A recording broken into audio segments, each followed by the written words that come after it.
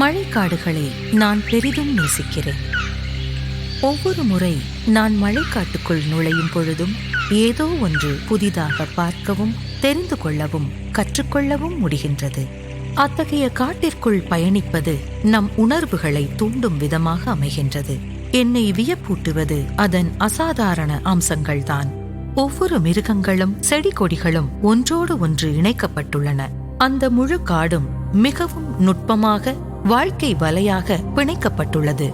அத்தகைய அற்புதமான அடர்ந்த காடுகளில் பணிபுரிவதற்கான வாய்ப்பை நான் என் அதிர்ஷ்டமாக பார்க்கிறேன். ஆனால் அத்தகைய காடுகள் மிகவும் அரிதாகிவிட்டன. பரிணமிக்க பல கோடி ஆண்டுகள் ஆகும். ஆனால் அவற்றை மிகவும் சுலபமாக அழித்து விடுகிறோம். பெரும்பான்மையான வனப்பகுதிகளை நம் வாழ்நாட்களில் நாம் இழந்துவிட்டோம். ஸ்ரீதரும் நானும் வனப்பகுதியில ரொம்ப நாளா வாழ்ந்தவங்க.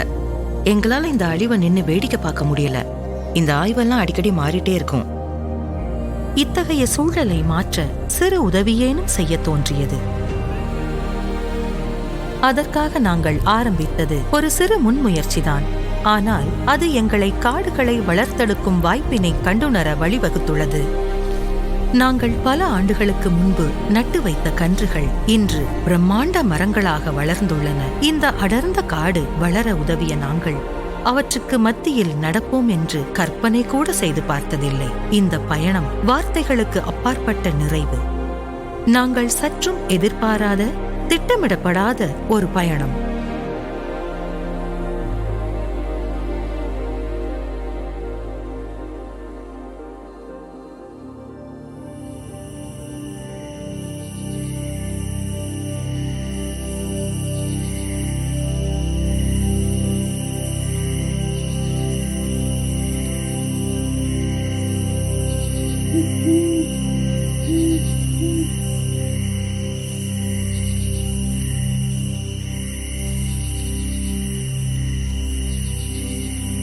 இந்த பயணம் என்னுடைய முனைவர் பட்டப்படிப்பின் போது துவங்கியது. நாங்கள் களக்காட்டில் இருக்கும் சில மழைக்காடுகளில் பணிபுரிந்து கொண்டிருந்தோம். நான் மிகவும் ரகசியமாக செயல்படும் மரங்களில் வாழும் இரவு நேர பாலூட்டிகளான புனுகு பூனைகளை பற்றி கற்றுக்கொண்டிருந்தேன். புனுகு பூனைகள் விதைகளை பரப்புவதில் மிக முக்கிய பங்கு வகிக்கின்றன.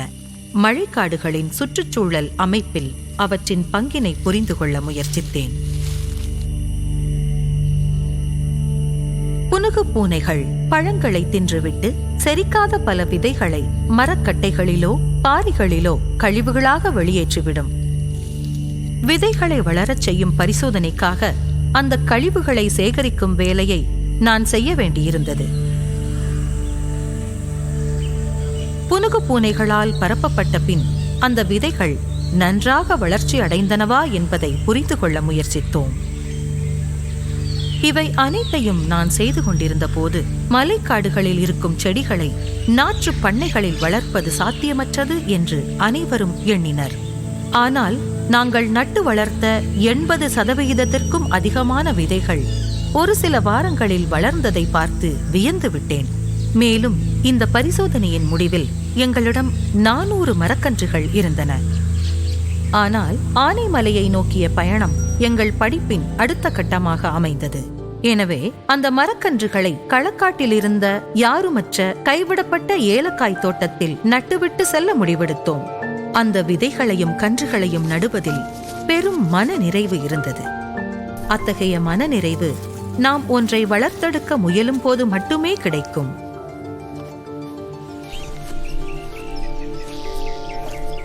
நாங்கள் களக்காட்டில் கழித்த வருடங்கள் எங்கள் வாழ்வின் மிகவும் சிறந்த நாட்கள். சுற்றுச்சூழல் அமைப்பு எவ்வாறு இயங்கும் என்பதை பற்றியும் முழு மழைக்காடும் எவ்வளவு மென்மையாக ஒன்றோடு ஒன்று இணைக்கப்பட்டுள்ளது என்பதை பற்றியுமான விலைமதிப்பற்ற நுண்ணறிவை எங்களுக்கு அளித்தது.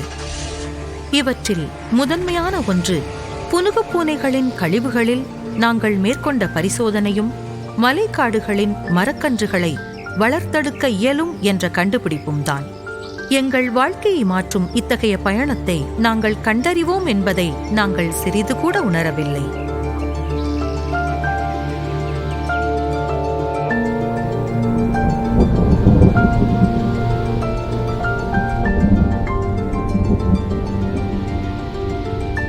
ஆனைமலை ஓர் அற்புதமான இடம். வனவிலங்குகள் நிறைந்த அழகிய காடுகள் கொண்ட இடம். ஆனால் நாங்கள் இங்கு வந்ததற்கு வேறு காரணம் இருக்கின்றது. நான் பார்த்ததில் மிகவும் தனித்துவமான நிலப்பரப்பு வால்பாறை பீடபூமி. தேயிலை மற்றும் காப்பித் தோட்டங்கள் கலந்திருந்தாலும் அவற்றில் ஆங்காங்கே நடுவில் மழைக்காடுகளும் இருக்கின்றன. இந்த இடத்திற்கு ஒரு வரலாறு இருக்கின்றது.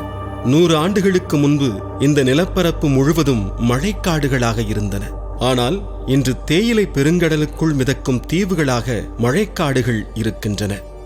இந்த துண்டு துண்டுகளாக இருக்கும் மழைக்காடுகளில் விலங்குகள் எவ்வாறு உயிர் வாழ்கின்றன என்பதை புரிந்து கொள்ள நாங்கள் முனைவர் பட்ட ஆராய்ச்சியில் முயற்சித்தோம். வெளியிலிருந்து பார்க்கும்போது இந்த காடுகள் நல்ல நிலையில் தோன்றினாலும் உள்ளே அந்த துண்டு காடுகள் மோசமான நிலையில் இருந்தன. அவற்றில் பல காடுகளின் மேற்பகுதிகள் அடர்த்தியற்று அதன் அடிப்பகுதிகள் களைகளால் சூழப்பட்டிருந்தன. இவை வனவிலங்குகள் வாழத் தகுதியற்ற தரமற்ற வாழ்விடமாக இருக்கின்றன. வால்பாறையில் பணி செய்வது மிகவும் உற்சாகமாக இருந்தது.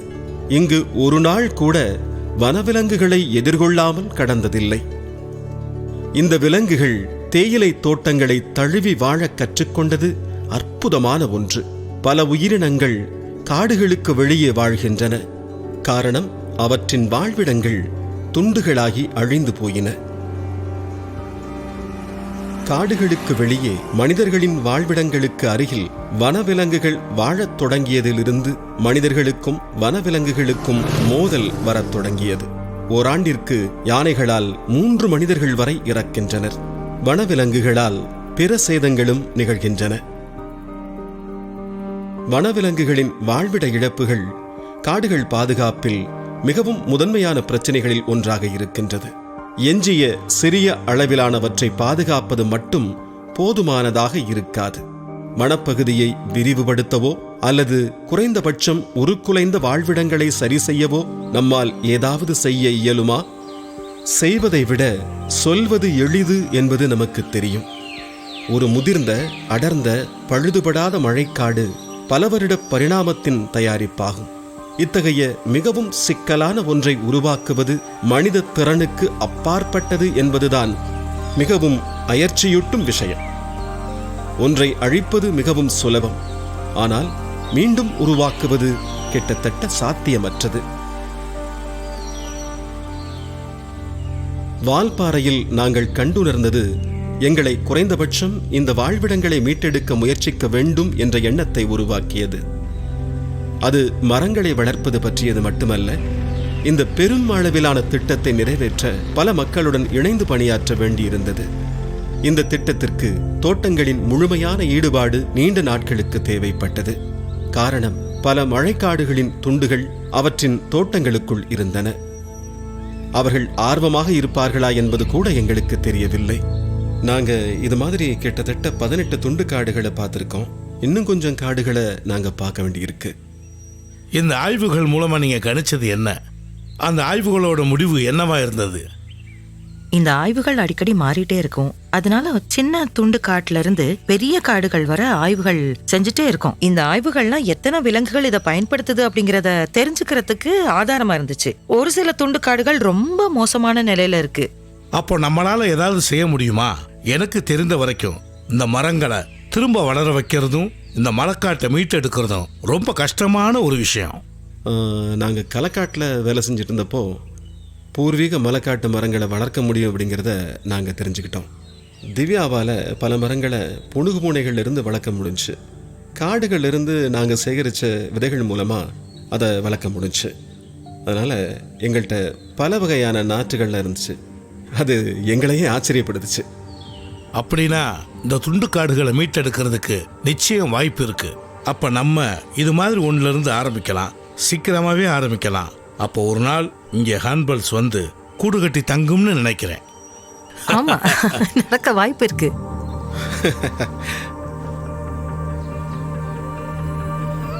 எங்களைப் போன்றே வெங்கியும் அந்த துண்டு காடுகளை மீட்டெடுக்க ஆர்வம் காட்டியது எங்களுக்கு மிகவும் மகிழ்ச்சியாக இருந்தது. கூட்டு கூட்டாக வேலை செய்ய தயாராக இருந்த மற்றவர்களும் எங்களை அவர்களுடைய நிலங்களில் பணி செய்ய அனுமதிப்பதில் மிகவும் நேர்மையாக இருந்தனர். இத்தகைய ஆதரவு மழைக்காடுகளை மீட்டெடுப்பதற்கு மிகவும் முக்கியமான ஒன்றாகும். எங்கள் முனைவர் பட்டப்படிப்பை முடித்த பின்பு மழைக்காட்டை மீட்டெடுக்கும் பணியை துவங்க வால்பாறைக்கு திரும்பி சென்றோம். இந்த மீட்டெடுப்பு பணிக்காக முதலாவதாக கொடுக்கப்பட்ட நிலப்பகுதி அங்கிருந்த மலை தோட்ட பகுதியில் இருந்து கொடுக்கப்பட்டது. அது ஒரு திறந்த வெளிப்பகுதி. எங்களுக்கு மழைக்காட்டின் விதைகளிலிருந்து எவ்வாறு மரக்கன்றுகளை வளர்க்க வேண்டும் என்பது மட்டும்தான் தெரியும். ஒரு திறந்தவெளி நிலப்பகுதியில் எவ்வாறு மழைக்காடுகளை வளர்க்க வேண்டும் என்பதற்கான எந்த யோசனையும் எங்களிடம் இல்லை. அதை கற்றுக்கொள்வதற்கு நாங்கள் ஒரே ஒரு இடத்திற்கு மட்டும்தான் செல்ல முடியும். அது முழுமையான ஒரு மழைக்காடு. இத்தகைய காடுகளில் பணிபுரிவது அற்புதமாக இருந்தது. களக்காட்டு நினைவுகளை மீண்டும் கொணர்ந்தது. ஆனால் நாங்கள் செய்ய முயற்சிப்பது எங்களுடைய முனைவர் பட்டப்படிப்பிலிருந்து முற்றிலும் மாறுபட்ட ஒன்று. ஒரு காட்டின் ஒவ்வொரு சிறிய விவரங்களையும் அளவீடு செய்து பதிவிட்டு காட்டின் அமைப்பை மறுகட்டமைப்பு செய்ய வேண்டி இருந்தது. அந்நேரத்தில் மழைக்காடுகளை மீட்டெடுக்கும் பணிக்கான குழுவையும் உருவாக்க துவங்கினோம். மழைக்காடுகளை போன்ற ஒரு நுணுக்கமான சுற்றுச்சூழல் அமைப்பை மீட்டெடுத்து மீண்டும் உருவாக்க பல மக்களின் முயற்சி தேவை என்பது தெளிவாயிற்று. மழைக்காடுகளின் மிக முக்கியமான அம்சம் அதன் விதானம்தான் என்பதை முதலில் உணர்ந்தோம். நன்கு அடர்த்தியான விதானம் காடுகளை பாதுகாக்கும் கேடயமாக விளங்குகிறது. அது எவ்வாறாக அமைந்திருக்கிறது என்றால், மிகவும் குறைந்த சூரிய ஒளி மட்டுமே நேரடியாக தரையை வந்து அடைய முடியும். அத்தகைய விதானம் சமநிலையான தட்பவெப்ப நிலையை தக்க வைத்து காட்டின் பிற பகுதிகளை வளரவும் உருவாகவும் உதவுகின்றது. மழைக்காடுகள் அதன் கட்டமைப்பில் பல அடுக்குகளை கொண்டுள்ளது. காட்டின் நிலப்பரப்பு ஈரப்பதமாகவும் இலை தழைகளாலும் மூடப்பட்டிருக்கும். இத்தகைய நிலையில்தான் மழைக்காடுகளின் விதைகள் வளரும். காட்டின் தளத்திற்கு மேல் உள்ள புதர் அடுக்கு காட்டின் நடுப்பகுதியை உருவாக்குகிறது. இந்த மரத்தாவரங்களால் ஆன பகுதி காட்டின் தளத்திற்கு அருகில் வாழும் மிருகங்களுக்கு இடமளிக்கிறது. இவை அனைத்தையும் மறைக்கும் விதமாக இதற்கு மேல் பகுதியான விதானம் அமைந்துள்ளது. இதற்கென்று தனித்துவமான விலங்குகளும் தாவரங்களும் இருக்கின்றன. மழைக்காடுகளின் பன்முகத்தன்மை இந்த அடுக்கை சார்ந்து உள்ளது. இத்தகைய பல அடுக்கு கட்டமைப்பு பாதிக்கப்பட்டால் அதன் பன்முகத்தன்மையும் பாதிக்கப்படும். புதர்களும் மரங்களும் இந்த துண்டு காடுகளுக்குள் வளர்ந்தாலும் ஒரு மழைக்காட்டின் மிக நுட்பமான கட்டமைப்பு மற்றும் பன்முகத்தன்மையை கொண்டிருக்கவில்லை என்பதை ஒரு கள ஆய்வு தெரிவிக்கின்றது. பல வகையான சிறப்பு மலைக்காட்டு இனங்கள் இந்த துண்டு காடுகளில் குறைந்து வருவதை கண்டோம். அவற்றிற்கு பதிலாக பொதுவான விலங்குகளும் தாவரங்களும் உருவாகின. 2 சிவப்பு மீச சின்னா. சரி, இது திறந்த வழி காட்டோட இனம்தான். இது திறந்த வழி காடுகள்ல வளர உயிரினங்கள்ல வருது. சிறப்பு மலைக்காட்டு இனங்களின் அழிவால் அந்த துண்டு காடுகளின் தன்மை மாறும். அதற்கு பின்பு அது நன்றாக செயல்படும் மழைக்காடாக இருக்காது. அந்த துண்டு காடு அழிவின் பாதையை நோக்கி நகர்கின்றது.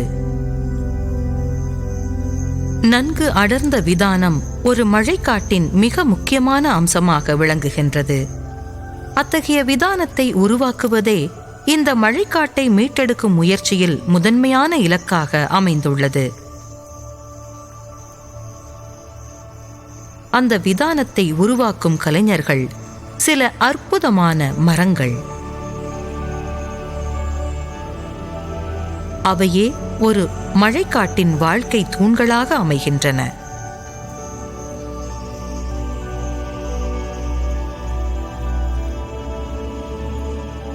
அம்மரங்கள் இந்த மீட்டெடுப்பு பயணத்தை முன்னெடுத்துச் செல்ல உந்துதலாக இருந்தன.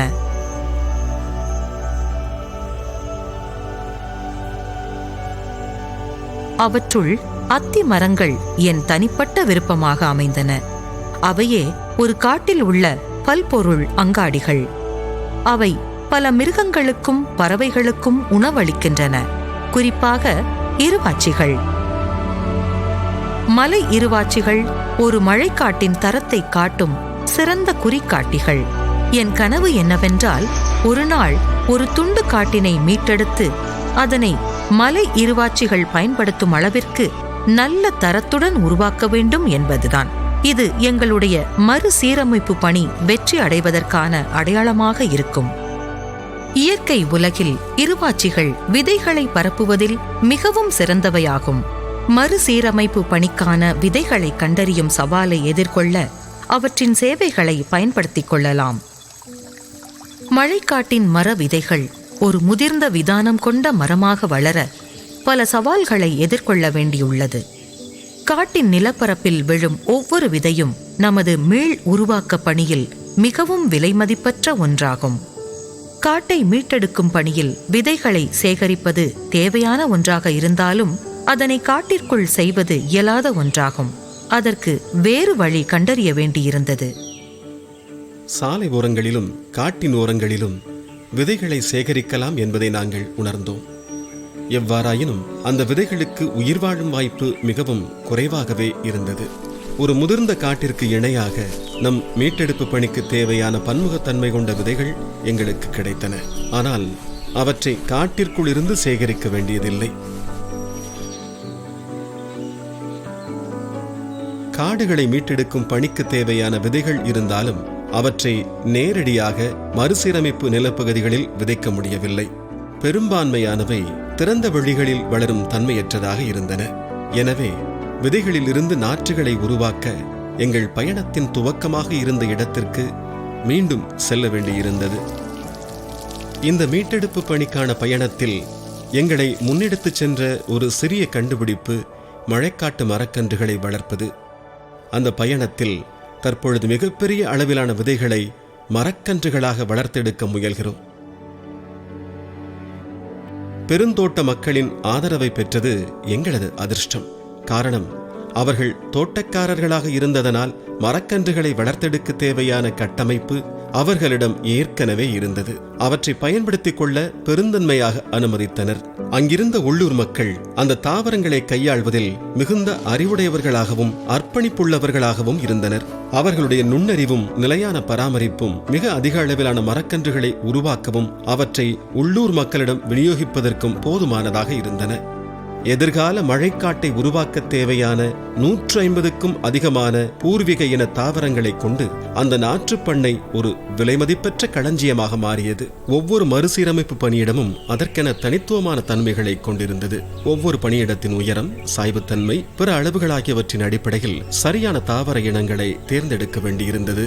இந்த திறந்த வெளி நிலப்பரப்பு ரொம்ப கடினமா இருக்கும். எங்க மரக்கன்றுக இங்க சரியா வளராதுன்னு நினைக்கிறேன். பெரும்பான்மையான மழைக்காட்டு தாவர வகைகள் நிழல் விரும்பிகள். திறந்தவெளி நிலப்பரப்பில் மரக்கன்றுகளை நட்டு வைத்தால் சூரிய ஒளியால் அவற்றின் வாழ்வு பாதிக்கலாம். மரக்கன்றுகளை நட்டு வைக்கிறப்போ அதுக்கு துணையா இருக்கிறதுல வெட்டாம இருக்கிறத உறுதி செய்யணும். ஆரம்ப காலத்தில் அவற்றை பாதுகாக்க வேகமாக வளரும் பூர்வீக தாவர இனங்களை வளரச் செய்வதன் மூலம் அவற்றிற்கு ஒரு மறைவான சூழ்நிலையை உருவாக்கலாம். அவை திறந்தவெளி நிலப்பரப்பை தழுவி வளர்வதில் முன்னோடிகள். அந்த வகையான தாவர இனங்கள் நிறைய இருக்குன்னு நினைக்கிறேன். ஆக்டனோடேஃப்னே அப்புறம் இந்த ஓலியா, இந்த 2 வகைகளும் நமக்கு உதவலான்னு நினைக்கிறேன். ஒரு அடர்ந்த முழுமையான மழைக்காட்டில் பணி செய்ததன் மூலம் பெற்ற அறிவு எங்களது மீட்டெடுப்பு பணியில் விலைமதிப்பற்ற ஒன்றாக அமைந்தது. திறந்தவெளி நிலப்பரப்பில் மட்டுமல்லாது பல அழிந்து போன துண்டு காடுகளை மறுசீரமைப்பு செய்ய அம்மரக்கன்றுகளை நட்டு வளர்த்தோம்.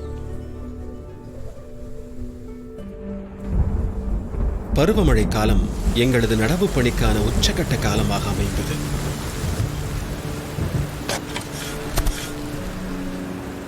பல வருடங்களாக வால்பாறை பீடபூமியில் அமைந்துள்ள பல நிலப்பரப்புகளை மறுசீரமைப்பு செய்தோம். முதல் சில ஆண்டுகள் மிகவும் சவாலாக அமைந்தன. எதிர்பாராத பல வகைகளில் இழப்புகளை சந்தித்தோம். ஆனால் அத்தகைய கடினமான நேரங்களில் இருந்து கற்றுக்கொள்வதற்கு அதிக விஷயங்கள் இருந்தன. 17 வெவ்வேறு நிலப்பரப்புகளை 20 ஆண்டுகளுக்கு மேலாக மறுசீரமைப்பு செய்தோம். 1,00,000க்கும் மேலான மரக்கன்றுகளை நட்டு வளர்த்ததில் கிட்டத்தட்ட 60,000 மரக்கன்றுகள் இளம் மரங்களாக தற்போது வளர்ந்துள்ளன. தற்போது வரை கிட்டத்தட்ட 70 ஹெக்டேர் அளவிலான துண்டு மழைக்காடுகளை மறுசீரமைப்பு செய்துள்ளோம். அவற்றில் நிகழ்ந்த மாற்றங்கள் அற்புதமாக இருந்தன.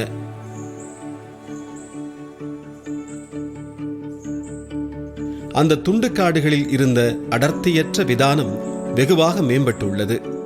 அந்த விதானத்தின் மறைப்புத்தன்மை 20% 60% உயர்ந்துள்ளது.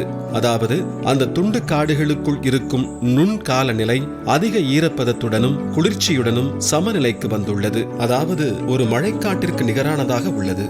அங்குள்ள மரங்களின் அடர்த்தியும் குறிப்பிடத்தக்க வகையில் உயர்ந்துள்ளது. துண்டுக்காடுகள் விரிவடைந்து அடர்த்தியாகிக் கொண்டிருக்கின்றன.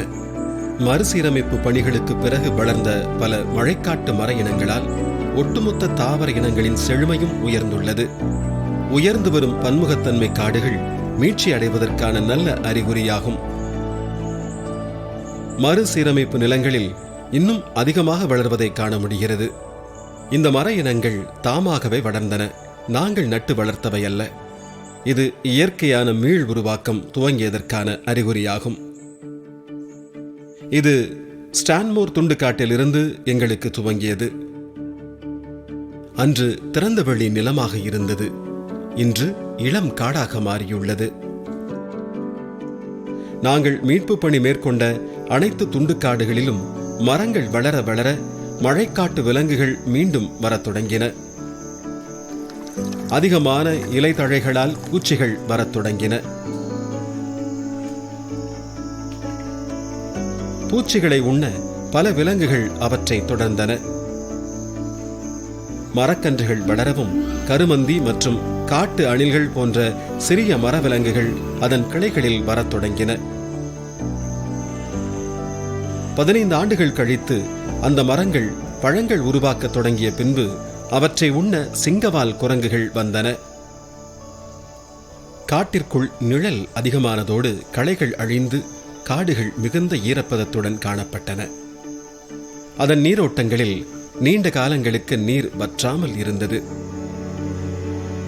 இந்த பகுதிகளில் முன்பு கண்டிராத பல உயிரினங்கள் மீண்டும் வருவதை காண்பதற்கு மிகவும் மகிழ்ச்சியாக இருந்தது. இந்த மறுசீரமைப்புடன் தாவரங்களுக்கும் விலங்குகளுக்குமான தொடர்பு புத்துயிர் பெற்றதை காணும்போது இன்னும் மகிழ்ச்சியாக இருந்தது. விலங்குகள் பழங்களை உண்டுவிட்டு கீழே போட்ட விதைகள் முளைக்க ஆரம்பித்தன. மீள் உருவாக்கம் எதிர்கால காட்டின் அறிகுறியாகும். ஒரு மழைக்காடு அந்த மறுமலர்ச்சி பாதையில் பயணிக்கிறது.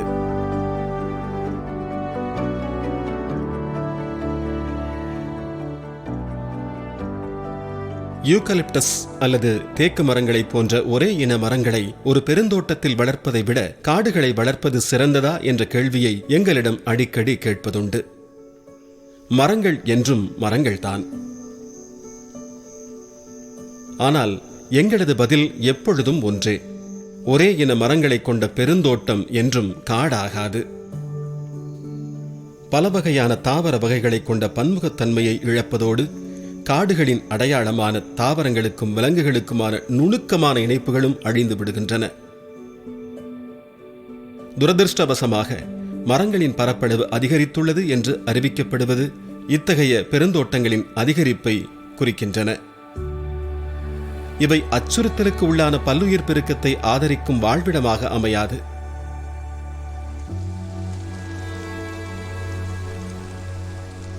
மற்றொரு உலகளாவிய பிரச்சினை இன்றைய காலநிலை மாற்றம். நமது வளிமண்டலத்தில் இருக்கும் கார்பன் டை ஆக்சைடு அளவுகளை உடனடியாக குறைக்க வேண்டும். காடுகளை வளர்ப்பது இதில் முக்கியமான பங்கை வகிக்கிறது. நாம் நட்டு வைத்த மழைக்காட்டு மரங்களும் மறுசீரமைப்பு செய்யப்பட்ட நிலப்பரப்புகளும் 5000 டன்களுக்கும் அதிகமான கார்பனை ஒதுக்கியுள்ளது. இந்த அளவு கார்பன் கிட்டத்தட்ட 7.8 மில்லியன் லிட்டர் அளவு பெட்ரோலை எரிக்கும் பொழுது வெளியேற்றப்படும் கார்பன் அளவுக்கு சமம். மறுசீரமைக்கப்படாத துண்டு காடுகள் மற்றும் யூகலிப்டஸ் பெருந்தோட்டங்களை விட அதிகமாக ஹெக்டேருக்கு 2 மடங்கு கார்பனை மீட்டெடுக்கப்பட்ட மழைக்காடுகள் சேமிக்கின்றன. விஞ்ஞானிகளாக நாங்கள் அதிகம் வனப்பகுதிகளை பாதுகாப்பதன் அவசியத்தை நியாயப்படுத்த அழைக்கப்படுகிறோம். எங்கள் விஷயத்தில் காடுகளை மீட்டெடுக்க வேண்டியதாக அமைந்துள்ளது. பல வருடங்களாக ஆனைமலையில் பணியாற்றியதால் காடுகளை வளர்ப்பதில் முக்கியமான பலன்களை கூர்நோக்கவும் மீட்டெடுக்கவும் அளவிடுவதற்குமான வாய்ப்பு எங்களுக்கு கிடைத்தது. காடுகளின் மிக உறுதியான நன்மைகளை விளக்குவது பெரிய சவாலாக இருக்கிறது. ஆனால் முன்பை விட இன்று சுற்றுச்சூழலுக்கு முன்னுரிமை கொடுத்து அதனை பாதுகாக்க செயல்பட வேண்டிய கட்டத்தில் இருக்கின்றோம்.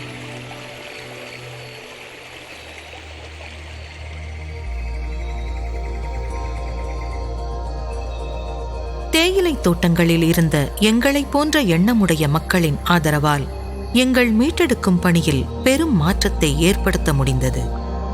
இந்த மீட்டெடுப்பு பணியின் முடிவுகளை காண்பதற்கு பல வருடங்கள் ஆனாலும் இப்பணியில் உழைத்த அனைவரும் நம்பிக்கையின் அடிப்படையில் உழைத்தவர்களே. ஒவ்வொருவரும் அவரவர் விஷயங்களில் மகிழ்ச்சி அடைந்தார்கள் என்று நினைக்கின்றேன்.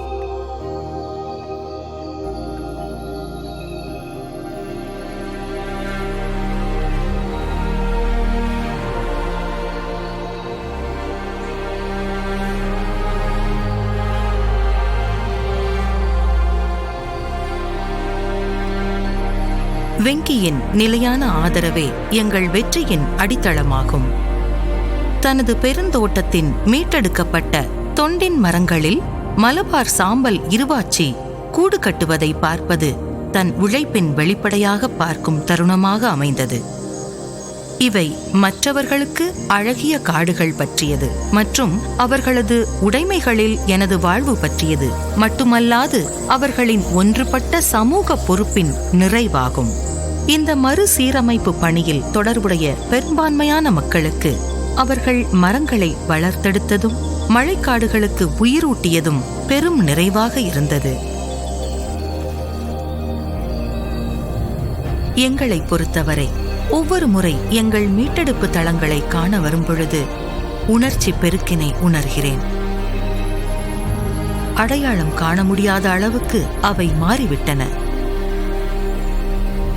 அவை ஒரு முழுமையான மழைக்காடு போன்றே தோன்றுகின்றன. நாங்கள் நட்டு வளர்த்த சில மரங்கள் மிகவும் உயரமாக வளர்ந்து கனி கொடுக்க ஆரம்பித்து விட்டன. அவற்றை பல விலங்குகள் பயன்படுத்துகின்றன.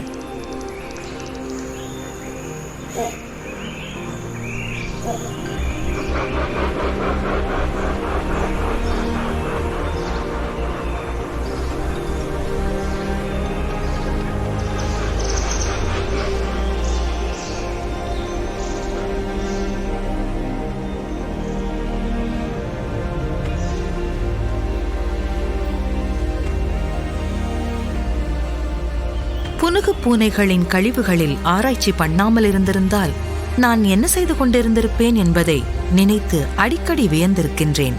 மழைக்காட்டு மரங்களை வளர்க்க முடியும் என்பதை கண்டுபிடிக்காமல் இருந்திருந்தால் நீரூற்றுகளை பற்றி படிக்க கனவு கண்டுள்ளேன். ஆனால் இன்று அதே அளவு இணைப்பு அந்த நீரூற்றுகள் உணவு அருந்தவரும் மரங்களோடு ஏற்பட்டுள்ளது. நடவு செய்யும் காலமான ஒவ்வொரு பருவமழை காலங்களிலும் என் விழிப்பில் வருவது